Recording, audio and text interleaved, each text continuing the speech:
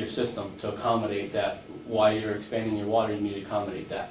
So you don't want to, you can exceed the 80% on occasion if it happened, something happened, but you don't want that to be a regular occurrence. That's why there's that number. This last month, our average daily flows were around 19,600. That is a little bit higher than we generally have. We're usually a little bit lower in the 18 to 19. Normally, that is due to the springtime. You get more moisture, you get some stormwater runoff. There's been comments about, well, our system's not supposed to have any leaks for stormwater runoff. Well, what happens is when the frost heaves, it heaves up the covered areas, and then water can get in and flow into our system, and that happens the way our system is set up occasionally, mostly in the spring. So that is there. So my recommendation would be, if you look at the math, we probably, from what I recollect Bob telling me of what they would be using, we'd probably be able to do it through the math. You were talking about 850 gallons Total. a day? Total. We're currently doing about 350 gallons a day, so we're looking at approximate increase of 400 to 500 gallons a day. Okay, so a total of 850. Correct. Right. So if you look at the math that I gave, we should be able to do that, doing calculating with math. But I'm going to put out a caution, and I think that we're going to have plenty of time, even if we do go forward with this, to see is a lot of the recommendations that people down at DES have given us is to see what kind of consumption we're going to have in the new nursing home when it goes online. I know everybody says that it should be the same amount of bottoms and everything, but he said that we should really let that happen. And just how the time frame, what I've been listening to at the meetings, we'll get that chance anyways to see. Because we just don't want to do that. Otherwise, the math shows that we should be able to do it, but I would want to have the time to see what the new system. So instead of adding, it's better to add one thing and see what that cause is going to happen, I think, than adding two things and your cost be double it. So we still got a leeway of another 2,000 Right. gallons per day, even Right. if the new nursing home uses that up. Right, but we don't want to be sitting at the 80% level Right. every single day, Yeah. you know, because that'll draw the red flag. We want to be below that 80% preferably every day. Okay.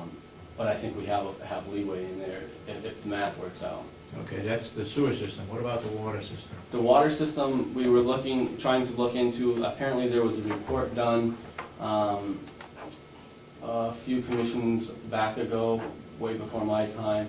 You guys had an engineer come in and give some math about the reservoirs up there. I haven't been able to locate that. I had the employees looking for it. We just haven't found that. Maybe downstairs in our office. Okay. I think the problem comes if there's ever a fire down in the village. And Right. then we would have a problem with water. But and Mr. Babson, at the time was Mr. Babson, said that why not tie in the old system that we have up there into the new one? Well, I think the state won't allow that to happen, right? They won't allow That was to not what I said, Mr. Chairman. Okay, Excuse me. I did the homework on that. I called DES, I reported it to you commissioners. They said if you put a separate line. a shut-off valve between the two that you could take out, that you could use it, but you'd have to flush the system if you ever had a fire. So you can use it. Okay. You want, Before my time, so I Yeah. wasn't clear on he's, that. he's correct, so Okay. maybe you could check with DES again to see if that's possible and what it would take to connect it. Yep, I can look into that. I don't think that, we have a 200,000 gallon reservoir up there currently that we use. So the regular amount of what we're asking is only 500 more gallons a day. Yeah. I don't think should affect it. When we do have, the summertime, kind of the opposite with the water department, is the summertime we use more water consumption. The people down in the village, we have, some people that have, water their lawns, different things, Moisture gardens, yeah. so there's more consumption on that part in the summertime for the water department. So at this point, I just don't know the fire load, because I don't have that report. We Okay. can find that when we're able I'll to see if find I that, can find it. look into that. But 500 gallons, I wouldn't think should make a big significant difference at this point anyway. Okay. Okay, on those two issues, anybody got any comments or questions regarding the sewer or the water system here in the complex? As to what it can handle, what it can't handle? Does that answer your question? Okay. Anybody? Okay, what else you I got? just had a few things to report on. Again, going along with the wastewater, we had our 40,000 gallon tanks pumped last week. We had the small one at the nursing home done, and then the admin has one that we do once a year. Last year when they were in here doing their dirt work, they replaced apparently the tank. And when they replaced it, we used to have a 1,500 gallon, they replaced it with a 3,000 gallon tank out here, which isn't a big deal, except that it obviously has a little more cost to when we pump it. We generally only pump that, I believe, once a year anyways. Yeah. And it'll still have to be done. I don't believe that we can go every other year just because it's twice as big. I think it still have to be done, but that was something. Where's that tank located? It's right out here, Oh, here. I believe. It's where it used to be, and they moved it slightly. I was down in the field doing some other work when Wayne came up to find it. He had to get Chris, and they had to actually look for it because it got moved a little bit. Okay. But it's right in the same general area. That's for this building? Right. Okay. It's a small one that, we also, it's a small one that we have out there. So those got taken care of. We have, this morning, I got a call from Bob that we had an issue with the generator testing every Wednesday morning. They do a test on it Which generator? at the nursing home. The nursing home? They do it on Wednesday mornings. They put it to test and then he switches it back. And what happens generally is the generator runs for about a half an hour after that point before it goes back into automatic. But this morning when he turned it back, within a minute the generator shut off. It's unusual for what it's supposed to do, so I called the Caterpillar? Yep, I called those in Milton, and they're going to try to send someone up this afternoon to look at it. It doesn't sound, from what he talked about on the phone, what I explained to him, it doesn't sound as, we had an emergency, the electricity went out, it would kick on. But it sounds like it could be a switch or something in that panel that we'll have to look at. And again, I've cautioned the commission on that panel that it is outdated. So hopefully this will be an easy fix. We just don't know until the technician gets If it's a out. very expensive fix, let's find out what a new panel would cost before they fix it, Yes. if that's possible. Yeah.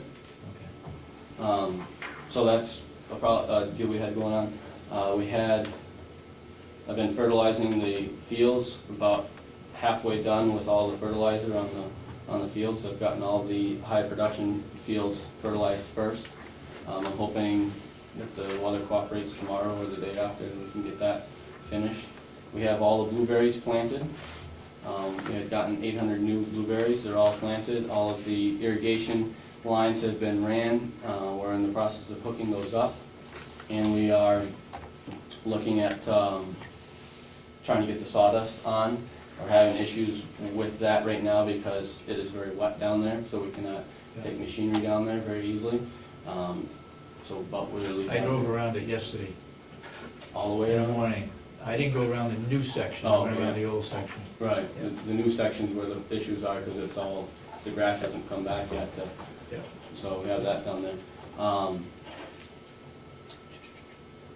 We have another load of campfire wood that's gonna be going out, probably tomorrow morning for... This is the second load? Yep, this will be the second load, for one of the campgrounds, which is a good thing. It looks like we are scheduling, still working with Russ Norton on doing a twilight meeting for the swine education that we're gonna do. We're looking in around June 21st, I believe, is when we're gonna be doing it. He's gonna confirm that date up. You want to mention to the audience what we've got for pigs or that process that we have right now? Sure. We've, I brought to attention that we put in for doing, bringing swine, pigs to the county farm through for the county to do it as a business opportunity. Also, it had three parts to it. It was an education part, money, and then also to provide meat to the nursing home. Our request, due to budget times being hard right now, got turned down.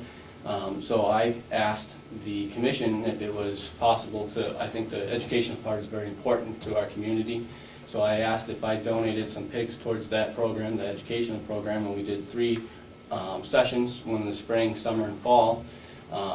If we could do that, and got support from the commissions. I've been working with the Cooperative Extension. We're going to put some presentations together, have some twilight meetings out here for people to come learn about everything from a cost analysis, what it costs to do it, different types of breeds, places you can get your meat processed, tools that you need, how simple it is to set them up, anything along those lines. And this is the first date that we had set up. Okay. And you have 4 pigs, and Representative Babson has 1? He donated one to the. I thought I talked him into 2. You didn't think I was being generous enough that I was calling you. Okay. Trying Okay. to be a little bit more generous, Representative Babson. You got money for a pig, Representative Patrick? How much do they cost, Representative Babson, how much do they cost? $95. I think in terms of big sales, that's the mentality. Commissioner, how much are they? $100. Okay, thank you. Yeah. And with $10 million, you can't afford 2? The delegation said no. I think I mentioned last week, and I'll mention it again. There's a couple in Freedom that will be writing a letter to the editor, trying to generate some either equipment or some finances for the pig operation. As you recall, Representative McConkey made the motion that he would support basically cost sharing. If we could find private money to match county money, then the pig operation could go. This couple feels very strongly, and there was another lady here during that meeting, I don't recall her name, but she was very in support of the pig operation too. From a standpoint of if we can educate some of our inmates so that they don't return, that's a plus. Even if we can educate one, it costs $110 a day, some $40,000 a year. If we keep one of those out of our jail, it would be well worth it. But anyway, has it been successful so far, as far as the pigs that you have over there? Yes, they've been very successful. I haven't seen that letter that you're talking about running. I dropped it off yesterday. Okay. Yeah. But It was a revised letter. I did have another person from the community call, a local person, and she's already made it, or intended, she's mailing a check to make a donation towards the program for a purchase of some equipment that'll go to the county, be a county asset with the equipment from her purchase to help with the program. Anybody wants to make out a check, it goes to Carroll County, and then down the bottom, put pig project, so it's separated out, okay? You want to donate some more? No. Yeah, well, Representative Babson. I've so far brought 5 people up to see the pigs, and piglets, and I hope that's not a problem. Are we charging for that? No, but you're so worried about liability, I thought maybe in Okay. case they trip. We better not charge. Okay. Is there a problem with that? It's up to the farm manager or farm supervisor? I personally don't have a problem. I've also have had some people, I have a local preschool that wants to come and do a field trip, that they want to come see the farm and see what we do, and they want to see the piglets. I've already given a tour to the teacher, so that way she's aware of what's going on and what we have here. So they plan to come down. So I encourage anybody that would like to come. I try to personally be there with the people so I can give them a talk and tell them what's going on. But you know, this is a county facility. It's paid by the taxpayers, and I think this is a program to benefit the taxpayers, so I don't have a problem with it myself. Get everybody in there as quick as you can while they're still cute. Yes, right now they are very cute. You want to comment on Farm Day? Farm Any Day. further? Yeah. As of right now, the date is July 30th. We're going to have a lot of different presentations that we're looking at doing this year. We're having another meeting towards the end of the month, I believe. I don't have the exact date on the top of my head. To solidify some of those. One of the things that we'll be doing is a talk on blueberries, a talk on the garden. I think they're going to possibly have a sawmill here. Some people talk about maple stuff. I'm going to do a talk on the pigs, giving a presentation on those. Trying to think of what else. we're looking to. The